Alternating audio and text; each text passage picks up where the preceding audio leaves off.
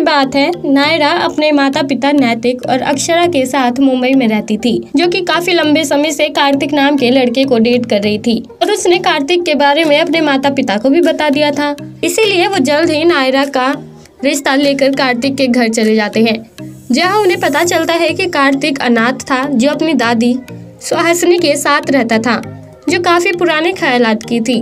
वो चाहती थी कि उसकी बहू कभी घर से बाहर न निकले और इसलिए सुहासिनी नहीं चाहती थी कि कार्तिक नायरा से शादी करे। लेकिन कार्तिक अपनी जिद पर पूरी तरह से अड़ा हुआ था और कार्तिक की इसी वजह से सुहासिनी नायरा के साथ उसकी शादी करवा देती है। पर सुहासिनी हर वक्त नायरा को ताने कसती रहती थी। उसने उसके मासूम पोते को कि उसने उसके मासूम पोते को अपने जाल में फंसाकर उससे शादी रचा ली है। इन बेचारी नायरा अपनी दादी सास की हर एक बात को बिना कुछ कहे ही सहन करती रहती थी।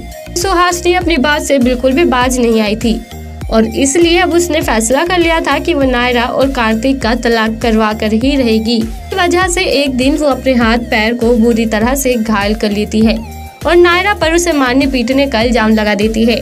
कार्तिक अपनी दादी की ये बात सुनकर नायरा पर गुस्सा होता है और कहता है कि अगर तुम्हें इस घर में नहीं रहना तो तुम मत रहो, पर मैं तुम्हारे अत्याचार अपनी दादी पर सहन नहीं करूँगा।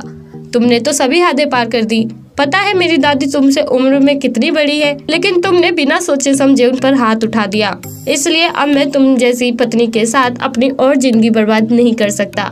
मुझे आज ही तुमसे तलाक चाहिए। सुहासिनी कार्तिक की बात सुनकर बहुत खुश होती है और कार्तिक के कहने पर तुरंत ही वहाँ सभी कागजात के साथ वकील को बुला लेती है, जो कि जल्द ही नायरा और कार्तिक का तलाक करवाने वाला था।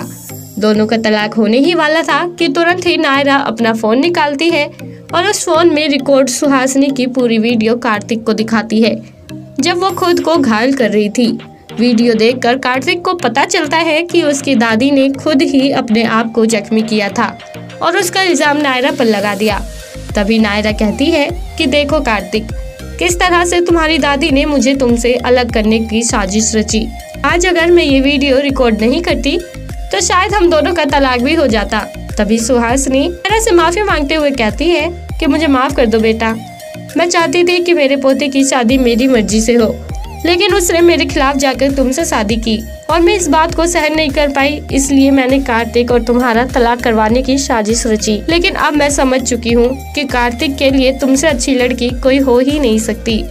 मुझे माफ कर दो। इसके लिए मुझे जो तुम सजा दोगी मैं वो स्वीकार कर लूंगी। पर नायरा अपनी दादी सास को माफ कर देती है और दोनों एक दूसरे को गले लगा लेती हैं। तो दोस्तों, कैसी लगी आपको आज की हमारी ये कहानी? आप हमें कमेंट बॉक्स में कमेंट करके ज़रूर बताएं और साथ ही ऐसी और मज़ेदार कहानियाँ सुनने के लिए आप हमारे चैनल को सब्सक्राइब करना ना भूलें।